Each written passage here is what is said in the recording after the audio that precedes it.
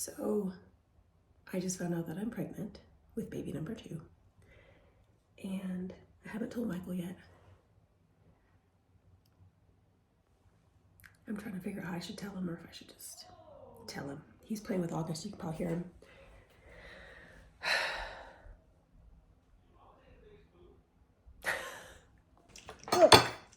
Eat, yes. Hey August. Can you tell your dad to check his calendar?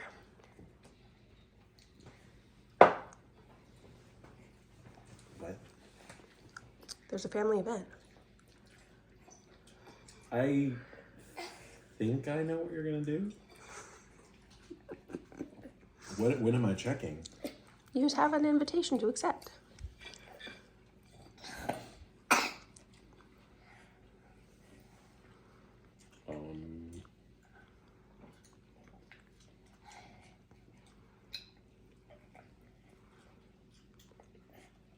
Not seeing anything. Well, this should help clear it up. August, can you pass that over? Ooh! Do you know what this means? Do you know what this means? You're gonna be a big brother. And it means he got pork on it. Actually, yes, he did. We're having a baby.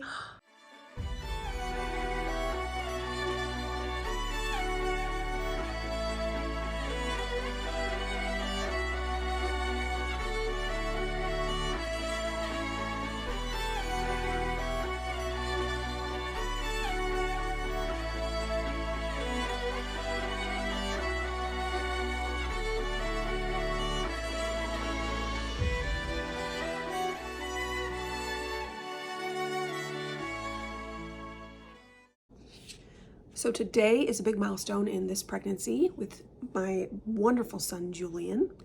I am 35 weeks and 5 days pregnant, which is actually the same amount of time that I was when I gave birth to this little boy. I had him at 35 weeks and 5 days. So I'm officially the most pregnant I've ever been right now, which is crazy to think about. So I'm getting kind of nervous. I'm also having some weird, cramping and contraction feelings, which I think is prodromal labor. Not sure. I didn't have any of this with him. I just had PPROM syndrome with him. And so, not sure what to expect. Why are you sucking on your fingers? I'm down. He wants down. Okay. So, just trying to see what's going on and wondering if today's the day. The baby hasn't dropped at all. Still looks super high up, and the only thing I'm noticing is just really painful kind of cramping. So I'm just on high alert trying to figure out what is going to happen. It is Friday the 13th, and just like 2 years ago, I'm literally shaking. It's Friday the 13th, and just like 2 years ago, my water has broken. No signs of labor. I was just literally laying in my bed watching Lord of the Rings. And my water just broke. And I stood up, I felt it, I stood up. Water everywhere. Just like they say in movies, it happened to me the first time, it's happened to me again. No contractions, no signs of labor. This is exactly what happened before, so I assume this is PPROM syndrome again. This time, I'm 36 weeks and 5 days before I was 35 weeks and 5 days on Friday the 13th. So I assume my boys are going to have the same birthday of it being on the 14th. I'm literally shaking. I don't know if it's because I'm nervous or if it's some physiological response, but sorry if this is shaking. I'm literally shaking like a leaf. So I'm recording this because it'll be fun to watch later, but I know what I'm about to be in for. I didn't the first time. I know what I'm about to be in for. Panicking a little bit. I'm literally standing 5 feet away from where I was before when my water broke, so that's crazy. This is deja vu. In a way, I'm glad that I don't have to have a long extended pregnancy like I thought I might, but I also, it's so soon, so we'll see what happens. I might end up going to bed if labor doesn't start, because obviously there's no reason to just go to the hospital for no reason, and my doula agrees with that. So, you know, you don't want to go to the hospital and just sit there and labor doesn't start. It didn't start for me for 12 hours last time. If you recall, I went and checked out of the hospital and went to Cracker Barrel. And then I think I weed-whacked my yard.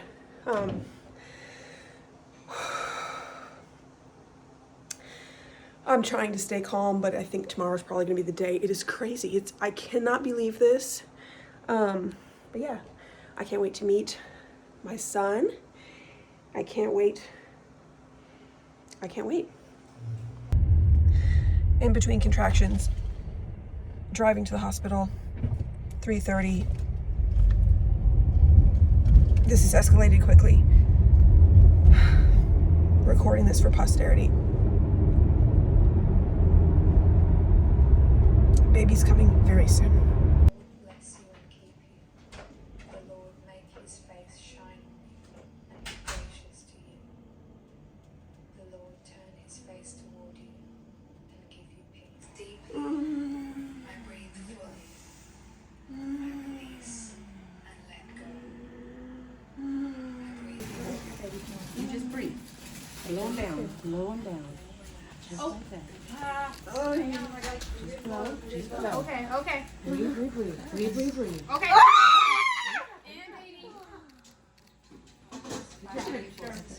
Here. Good job. Ready? Yeah. Good All job. right. All right, girl. You don't have to get over on your back so we'll get your baby.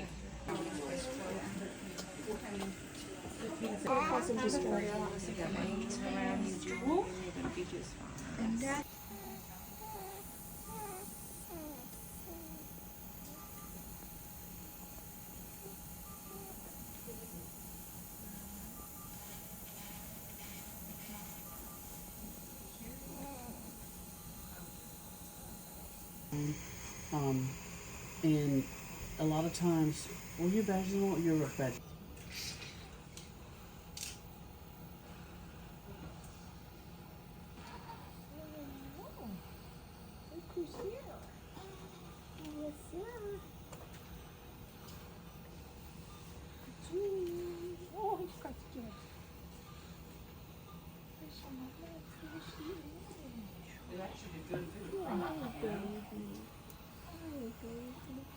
This one I'm gonna clip to you so you can pull on them. I know. Oh, one more thing. The practitioner that just left, she got the x-ray and it looked pretty normal. Good. So, yeah. Now sometimes pneumonia doesn't show up till 24 hours. But it would be good if he would cry to help clear up his lungs. It'd be sweet. There she came on. To help. Dad, you can hold him too if baby tolerates everything. Okay? Just let us know how we can help, okay? He seems to be having a lot of trouble though. You can put him. Let's put him more skin to skin. So he's right. We want him right next to your skin. Yeah. I'm gonna do this one. You don't want to slide it down. So we definitely have to go around. I know. So get you next to the skin better. There we go. There we go. Yes, sir. That's where you go. That's where you go. I love it. But I'm just like, Yeah, see how he's, do you hear how his little noises? That's what we call grunting.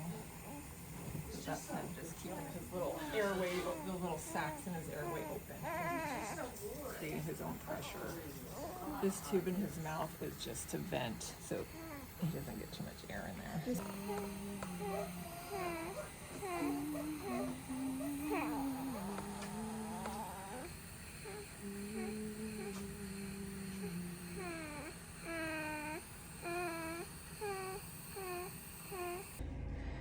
So I'm waiting for Michael to come back with some food.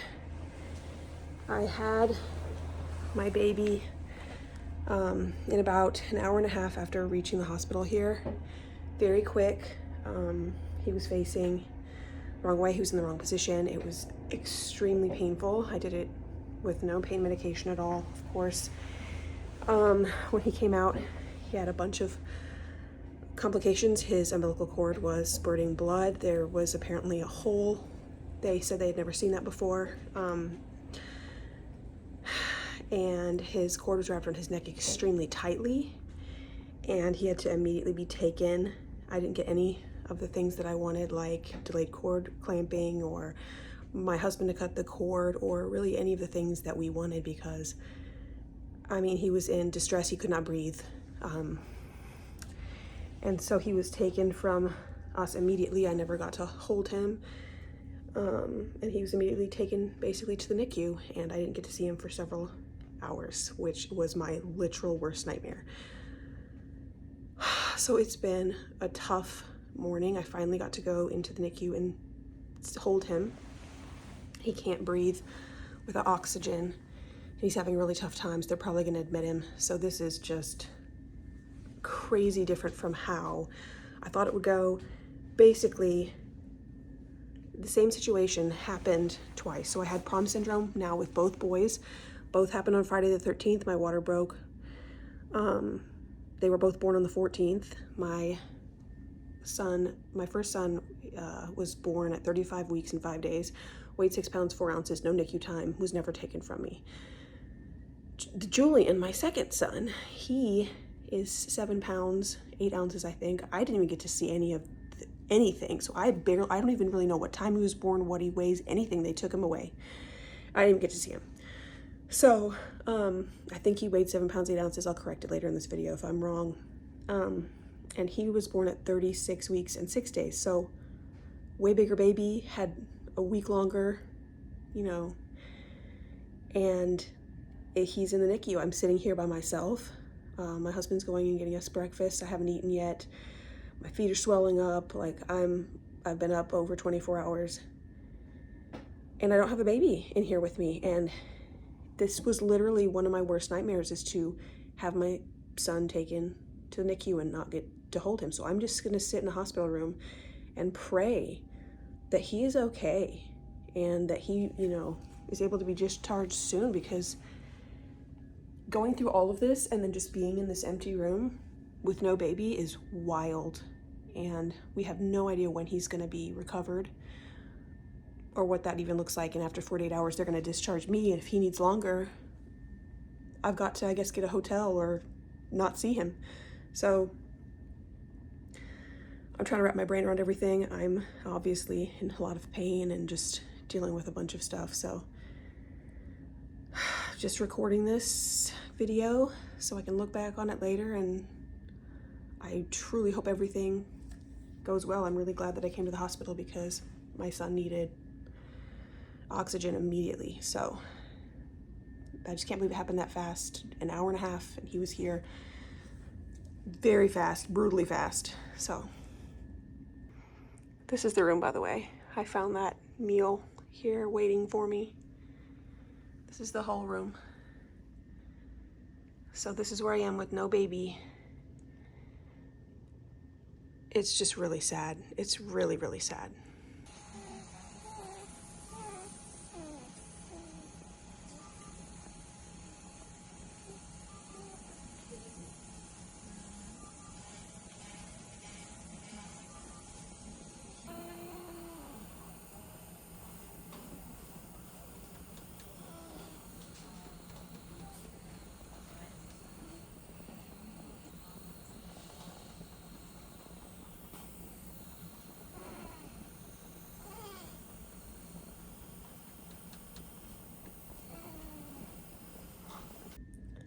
So it's about 11 something. I gave birth at 5 something. And we've been visiting our son in the NICU. And he's on a bunch of things that you never want to see your child hooked up to who's only been in the world for a couple hours. We are trying to eat some terrible hospital food and just gonna try and rest. We've been up over 30 hours at this point. I don't even know. But it's tough, it's miserable, and we're trying to hold it together. I've already been hysterically crying, so that's been fun. But hopefully everything will end up fine, and it's just one of those things that you don't think is gonna happen, and it does, and you have to deal with it. How tired are you? Barely. Well, I actually gave birth, so Yeah, much worse. it had to be said.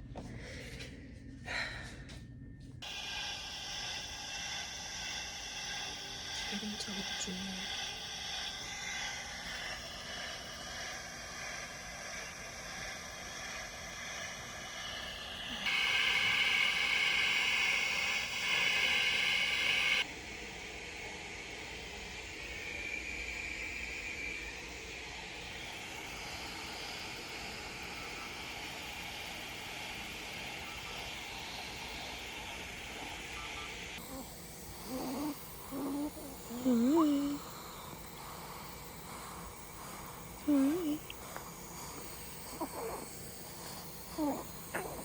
What are you doing? You hungry?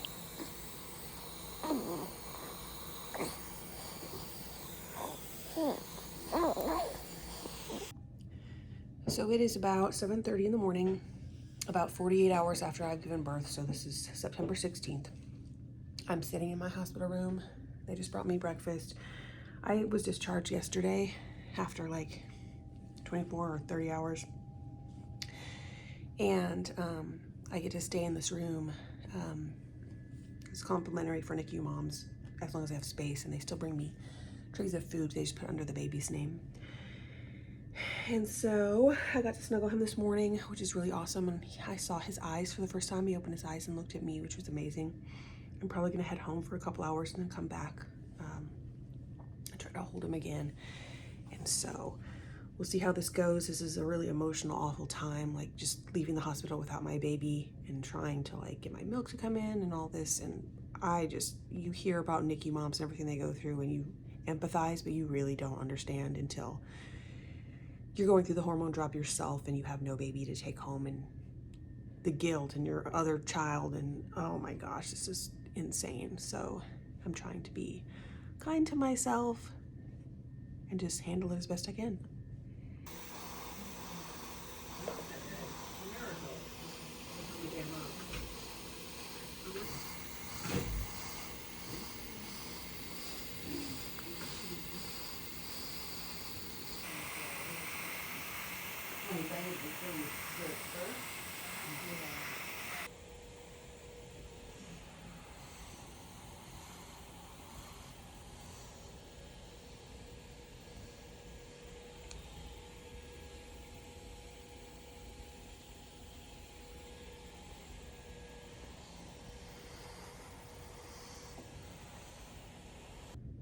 Well, unfortunately, it finally happened, and I have been kicked out of my room, which so many babies have been born the past few days that I had to basically only stay until they needed the room, which they do.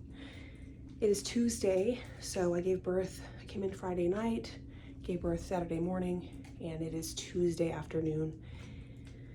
I was discharged like 24 hours or something after I gave birth because there was no baby, and usually they keep you 40 hours because the baby's in your room and they're watching the baby. So goodbye room. I have to figure out how to carry all this stuff down myself. Michael isn't here. He's picking up August from school.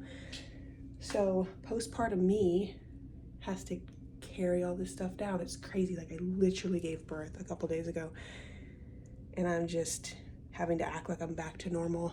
And that's probably the hardest part about this, is that when you have the newborn, people can see what has just happened, but when you don't, you're just, I guess, supposed to be a normal functioning human, even though you're still needing to heal, and you just literally gave birth to a whole human being just a couple days ago. So that's the hardest part for me to wrap my brain around. So NICU mamas, this is the most tough situation.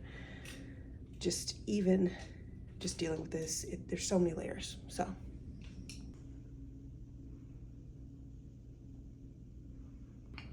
okay, I'm not gonna lie, packing up this cart and having this balloon and just like leaving without a baby is like really emotional. Stuck swallowing and breathing like you want to. It's getting better. It's getting less painful. Usually the first little bit, that's why I was like, just breathe.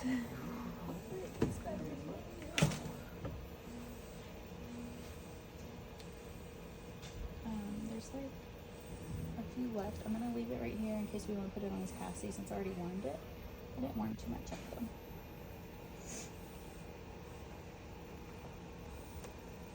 I can't believe this is like happening. It's always devastating when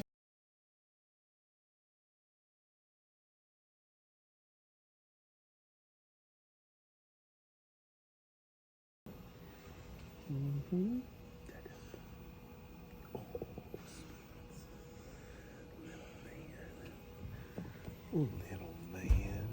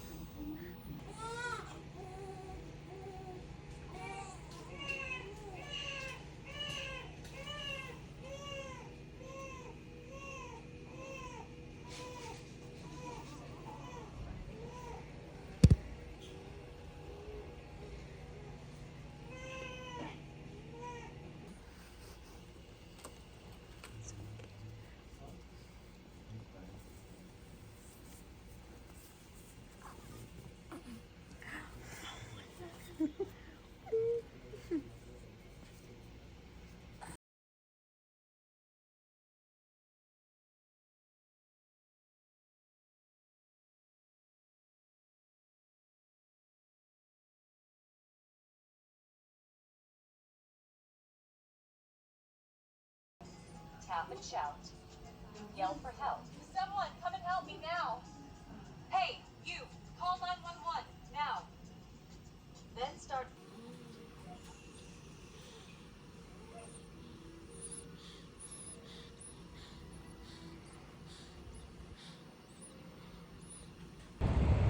NICU day 7.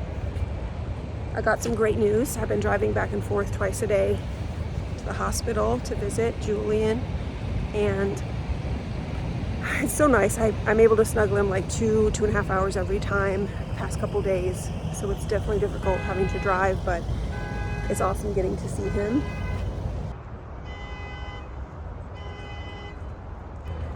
I've gotten some really great news today, and it sounds like he may be discharged tomorrow or the day after, so he'll be a week old tomorrow, so it'll be either tomorrow, Saturday, or Sunday. I can't even tell you how happy that makes me. I mean, this has been the past week of my life. I've been driving 45 minutes to get here. I've been coming alone because, of course, my husband has to take care of our son. So I've pretty much been going through this postpartum. You know, I gave birth 7 days ago. Well, 6 days ago. I've been going through my recovery just driving to this hospital and just sitting in a car and trying to see my baby. So it's just really crazy. It's drawing to a close. I hope and pray. And they told me to bring my son's car seat tonight for the car seat test. He passed his hearing screen. They had me watch the CPR video you've got to watch for discharge. So, I mean, they're telling me that it's close. So unless something happens with his feedings, it could be tomorrow, it could be Sunday, but it looks like we're gonna get out this weekend, which would mark a week for him in the NICU. It doesn't seem like a long time, a week, at any other point in your life, but when you are parted from a baby you just gave birth to, it is the longest thing ever. And his nurses have been so amazing. The nurse practitioner who oversaw his care on the first day said she had been praying for him. I mean, the team here at Stonecrest is amazing, so I'm really grateful that if it had happened, that it happened here.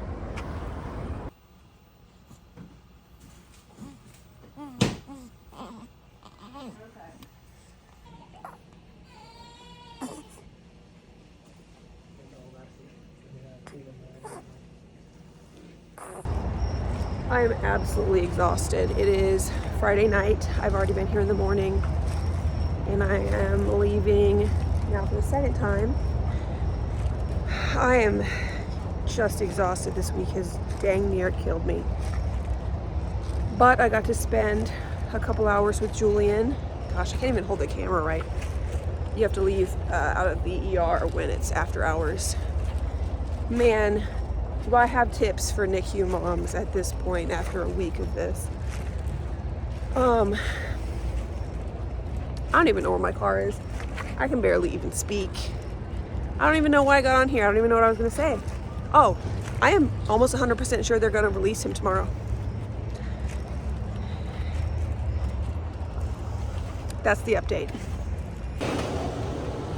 So we are walking out of the hospital, and we just got told that we can take Julian home in 2 hours. So his 48 hours are up at noon, and it's 10 o'clock. So I'm like about to have like a panic attack. I have waited for this moment for so long. So he's a week old today, and we get to finally take him home. So we're gonna go and get lunch and probably some supplies, and the next time you see us, we'll be walking out with our baby. It's been a week, it's been crazy, but it's over. In 2 hours, it's over, and our baby gets to come home. Are you excited? Yeah. We're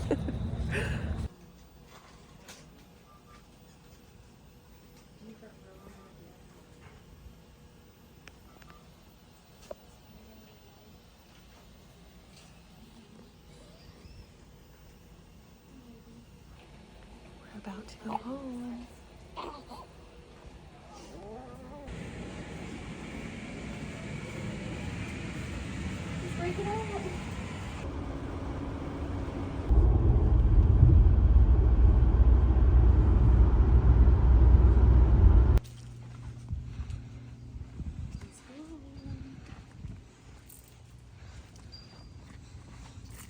Fresh air and sunlight for the first time.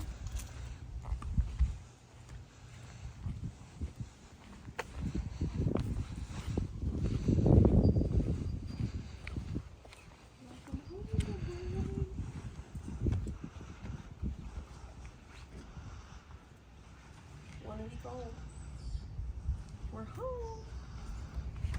Oh, just kidding. Stop. That's perfectly it.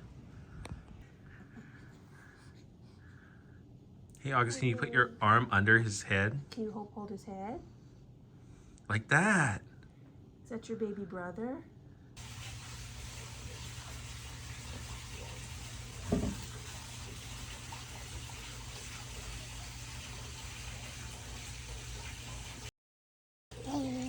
And 6 months later, this is that boy.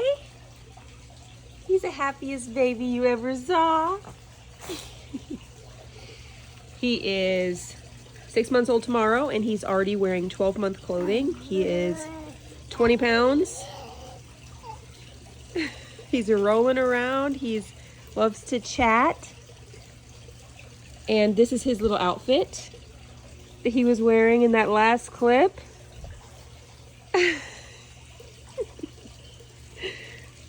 Wow. He is just a wonderful, wonderful baby. Aren't you? So it has legitimately taken me 6 months to even be ready to watch those video clips. So I look back at that time, and even though it was 7 days of my life, it was honestly probably the worst experience of my life. The amount of stress, anxiety, misery, grief, just loss of the birth experience that I thought that I was going to have, all of the months of preparation going to nothing, the anxiety that I wouldn't be able to breastfeed my child. I mean, it was truly the worst experience, and honestly, the outcome was great. So it could have been even worse, but it doesn't matter because it was my worst. And if you work in a NICU and you're, rolling your eyes and just thinking, oh, it was just a few days, please understand that for every single mom that goes through this, it's their worst. It is their worst. It is their rock bottom. It is a situation that no mom ever wants to be in. And it was brutal on our family. And every day I was so afraid for my son, and I had to go home without him and sleep in my bed, and I had no baby there. I will never forget it as long as I live. So if you are an expecting mom, I urge you to familiarize yourself with the NICU in your hospital. If your hospital doesn't have one and your baby needs to go somewhere, your baby would be transferred to another hospital, and then you might have to stay at the hospital that you gave birth at and recover, and then you wouldn't even be able to see your baby. You'd have to drive over there once you were released. So it could have even been worse in that regard, if he had needed to go for us, we would have had Vanderbilt Children's Hospital is likely where he would have been transferred to, which is another 45 minutes away from even that location and then from our house. So I hope that you never experience a NICU. I hope that nobody watching this video goes through that, but just prepare yourself. I've linked some helpful things in the caption below that you can look at, and we are grateful every day to God for our son's life. He's a wonderful addition to our family, and it did turn out well. It did turn out well. We are so grateful for that. Many prayers were answered. I am thrilled that he's home with us, and I never take it for granted that I get to hold him. I sit in my chair here in his room, and I just think, wow, I am beyond grateful and blessed that he came home with us. So thanks for watching. See you guys later.